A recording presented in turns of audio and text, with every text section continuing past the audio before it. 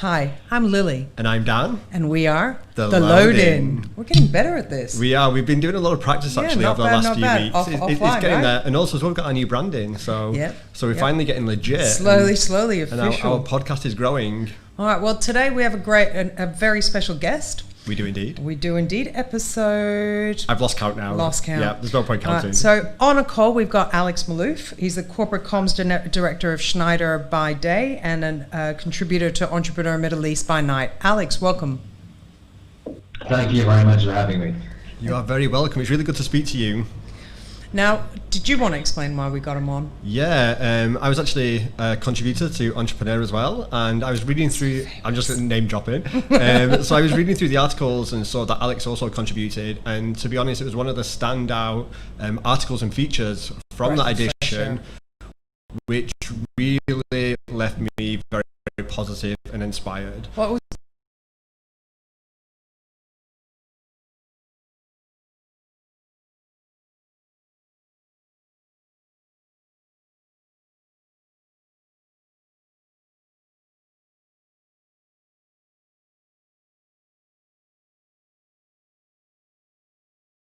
during these times as well, but it goes back to the discussions we've been having with other people and the discussions which we want to put forward into the future is that through any crisis there are opportunities. It may seem quite challenging right now, but we want to shift the conversation now into a positive direction to see how we can adapt and how we can start to salvage and grow our businesses and really contribute to the economy. So Alex, the title of your article was Silver Linings, What SMEs in Dubai Potentially Stand to Gain from the COVID-19 Crisis. Now, before we start talking about the article, for our viewers out there, and sort of let them understand why you're in the right place and position to talk about this topic. So I have been an entrepreneur a number of times myself. I work in a big corporation, but I have dabbled my hands and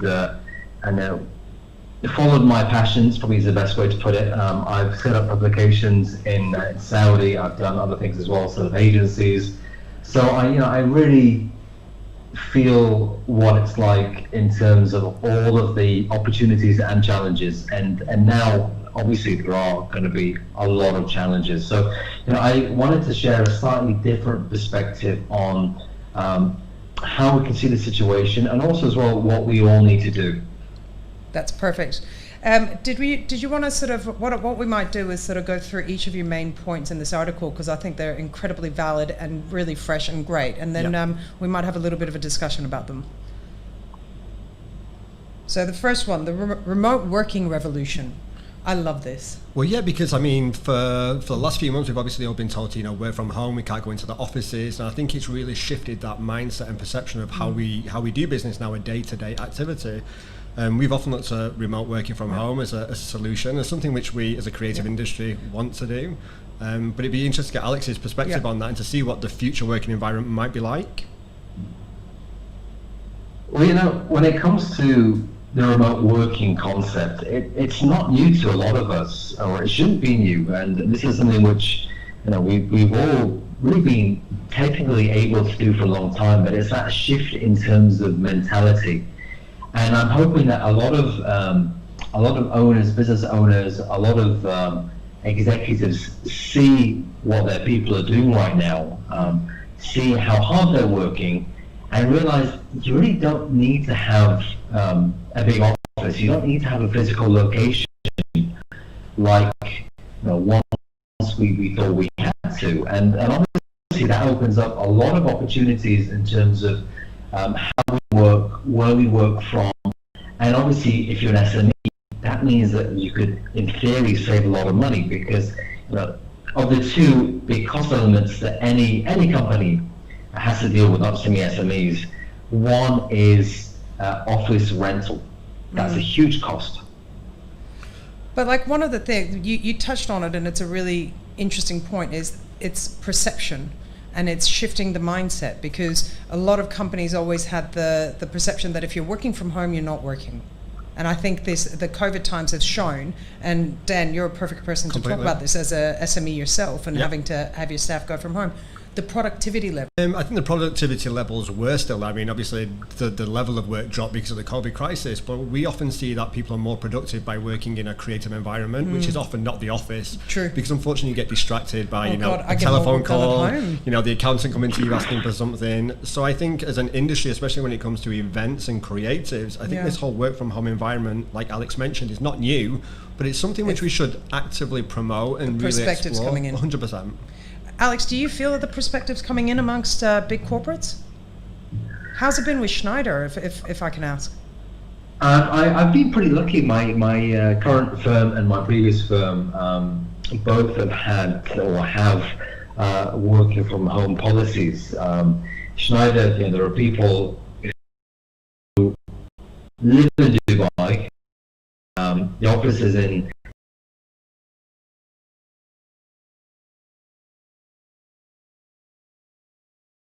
the job. For me, it's even more convenient because I actually live in Abu Dhabi and I work in Dubai. So I'm one of those few people who does the opposite run.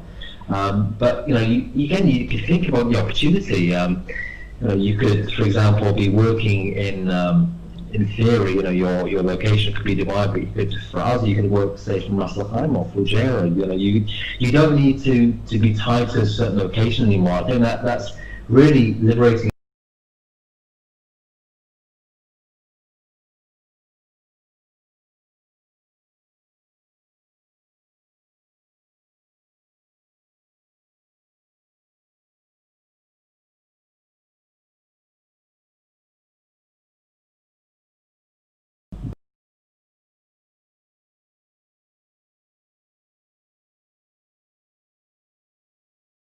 Corporate culture or company culture is really based on people and bringing people together and finding the magic in terms of how people work and engage together. But there is still ways to try and get that done online. It's different, but I think just the whole concept of how remote working is going to come in and it's going to transform the way that we deal with one another and also the costs associated with it really is going to liberate a lot of SMEs. I tend to agree with you. I think the cost benefit's going to be... But just on that note, as a business, I'm legally mandated in order to have my visas, I need an office space, like a physical location. So I think the discussion then needs to evolve to include people like DMCC, who is my freelance zone, to have that conversation with them to reevaluate really good that point. whole process. Because again, I don't personally need an office space. I work with creatives, so we can work from a coffee shop. It's our most creative environment. But in order to facilitate the visas I needed, we've often needed that space. So again, we potentially as a business can start looking at that and how we can almost potentially look at the space being much more of a creative hub, a gathering environment rather than a workplace. Because also as well, people do want to come together. You need it though. You definitely need it. Yeah. I think a mixture of the two is the sweet spot. Well, it's all these hybrid solutions. It's that mixture of the digital life with the real life and how we can marry them two together. Brilliant. All right, well, I'm going to move on to the next one, which was a future with less red tape. That sounds like my ideal future. Does that even exist? Is that really possible, Alex? Look, it is not only possible, we should have done it a long time back. We don't need to file paperwork anymore. We don't need to do stuff in duplicate. We can do everything online. We've been talking, for example, about ideas such as blockchain for how many years now. Every time I see a news piece on tech, it has blockchain in there. Let's do away with all the paperwork. Let's make it easier. Let's reduce the costs. Because again, if you're not doing any paperwork, likewise, you don't need government offices. So that makes it so much easier for all of us. Having to go down, spend half a day or a day filing paperwork, we can do away with all of that. Let's just simply go paperless and let's do it now. This is the right time to bring this concept.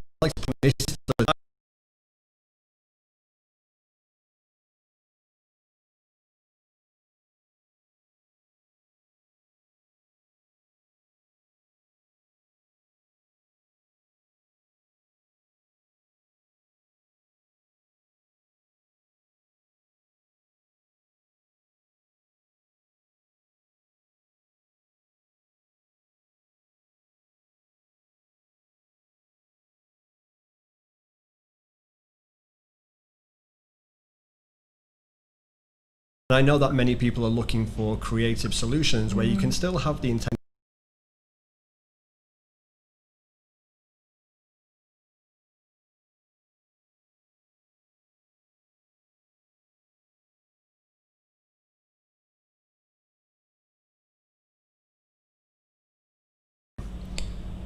Well, hopefully things will move. Very soon. Now, the next one is one close to your heart, Dan. Improved cash flow. Like when I saw this, I was like, oh no. Alex, before Dan starts off, let me give you a chance to talk this one through. Right, I think this is a pain point that every single company will feel, especially SMEs. You know, your cash flow is your lifeblood, and often is are dealing with the procurement departments, particularly in certain parts of the region, and especially let's call it a spade, especially dealing with government. There is a huge opportunity for governments to step in and support SMEs by saying, guys, we're going to make the procurement process easier, and even more importantly, we are going to pay on shorter times. I think that's actually a really big call. Oh, sorry, I think Alex was Sorry, say that again, Alex. I'm just going to end on it, just say that it would liberate all of us. It would make a huge transformation to the economy if people are getting paid quicker and earlier. Do you know what? That's actually a very good point. I'm glad you mentioned that today, is because I've got the perfect example. Great debate. It's a great debate, and it's something which will open a can of worms. But we got a inquiry today, which is incredible because we've had 3-4 months of absolutely nothing, to be honest. Congratulations. Well, hopefully we can get it signed off. We can convert. But at the end of the inquiry was, we will pay you 60 days after the event completion. The event's not due to complete in August, which means realistically we might not be getting paid up until November. But the reality is... Will you even exist then? Well, this is the question. The reality is that people need cash flow. And as Alex rightly mentioned, cash flow is the lifeblood of any business. And we've gone through a period where no cash flow has been happening really within the events and creative industries. It's not even now. It's always been the case. As you said, Alex, when you deal with government, but this is where the topic becomes really interesting. As government, and having worked with government, it's legally a requirement. So it's a much bigger discussion. It's a much higher conversation. It's about changing legalities. Yeah. So even as government entities, even if they wanted to, by default, they must say 60 to 90 days. Yeah. So it's a very big discussion, but a very important one for a project. Well, this is the thing, especially when we've not had cash flow for 100%. 4 months. It's practically impossible. And many of the small, creative, individual SMEs and the freelancers that we work with, which are vital to our industry, It's a domino effect, isn't it? will just cease to exist. Yeah. But you've had positive response. Yeah, I mean, we obviously, on that note, you push back and you question and query the points of why you need that 60 days. And as Alex mentioned, we need to get that cash flow happening quicker. So the positive response is, let's open that discussion. We'll have that conversation with the potential client of how we can move that further forward, and hopefully that will inject some activity within our industry. Well, Alex, I guess you're right. If Dan's getting positive feedback when he gives pushback, then I guess we are going in the right direction. But it's about pushback in the right way, of of course. course. And and just giving a solution to that needs to happen. Which leads beautifully into your last point, which was a real sense of community. Alex, I absolutely love this last point, and I think in these times and in COVID times and in the time that we're in now, this is something that will be a positive that comes out of it. Well, I want to throw something in before that. Please do. Because it's still on the issue of money. Now, one element is obviously getting paid on time, or getting paid as quickly as possible. And that really helps not only the SME, but also as well, it helps the clients, because the SME then isn't worried about cash flow. Yeah. You don't want to spend all your time focusing on that issue and distracting from getting the good work done. But also this idea of making it simpler when it comes to costs, essentially taxation. So we all pay a lot of fees here, and we pay fees for various things, various services, and we pay based on the service. But maybe a simpler model, which would be a huge help to SMEs, is looking at the idea of a taxation system which is all about proportional taxation. So if you're a small company, you pay a smaller amount than, say, if you're a bigger company. And this would really open the way for, first of all, people paying what is fair and due, but also as well others looking at just the basic elements of setting up a company and operating it, because you've got all of these initial costs which really do mount up. So you're actually helping significantly this whole notion of people getting into entrepreneurship and setting up their own firms, because they don't see that big initial cost as being such a barrier then, because it won't be there. You're absolutely right. I accidentally, or maybe on purpose, missed the one about taxation. But it is nobody likes taxation. It's a very interesting point. discussion, because we've lived in a tax-free society, allegedly, for a long period of time. But the reality is, like Alex mentioned, there's numerous fees which make it cost prohibitive to do business. So now is again an opportunity, because of the situation that we're in, to streamline that and to look at cost-effective ways. Again, making that fair proportional representation, so that people pay into a system. And it would be very interesting then to say, if we were to go through such a similar circumstance in the future, of how entities can then step in and support various industries of the economy which are impacted the most, as we have seen with furlough schemes or this is grant a perfect schemes example or of it, things right? in other countries. To make you want to pay tax. Of course, because if you hadn't paid tax, you pay into a system, and then hopefully when the bad times are bad, then that system can then be implemented or can contribute back, inject into supporting and rebalancing the economy and getting it further. But it leads to another discussion, though, which is another whole discussion in itself. Is, well, a lot of people come to Dubai because of the lack of tax. Very interesting, but again, the world is changing. Fees. You're paying fees, and ultimately it is some sort of taxation. The world is changing, so I think, as Alex mentioned,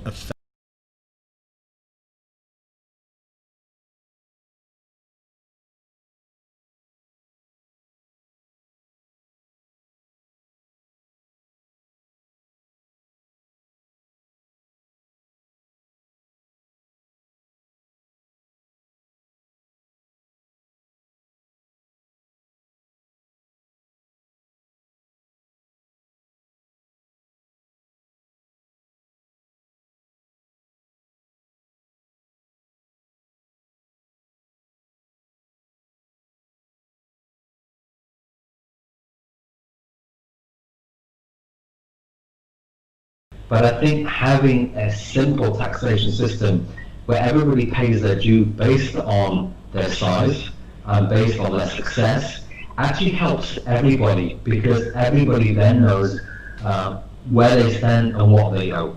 Yeah. It's a good point. Very good point. Now can we get to my favorite point? The last one? Community. Community. Alex, back over to you. Right, we all love communities, and the biggest community in terms of the business sector is surprise, it's SMEs. Well, it has been a surprise.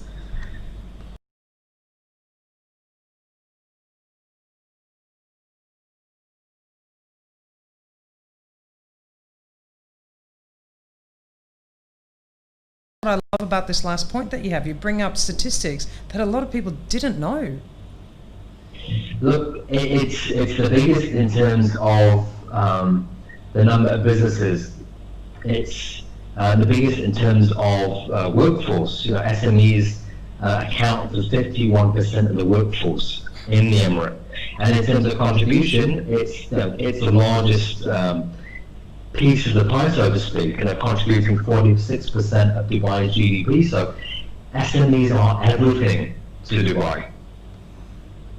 They are indeed, and that's why I think that's more of a reason to support. Exactly, more of a reason to support, and that's why these conversations and the articles and the features and the discussions with the associations are vital, because SMEs are the lifeblood of any economy, and in order to recover from the impacts and the challenges of the last few months in particular, we need SMEs and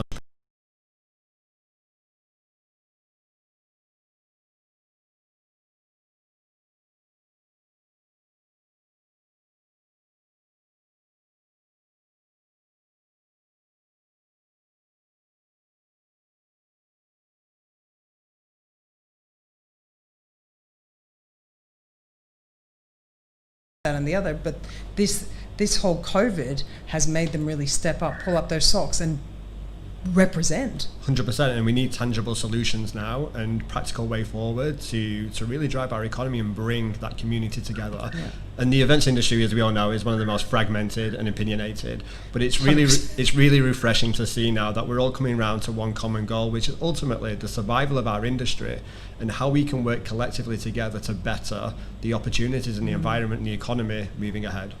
Alex, thank you so much for your 5 cents worth.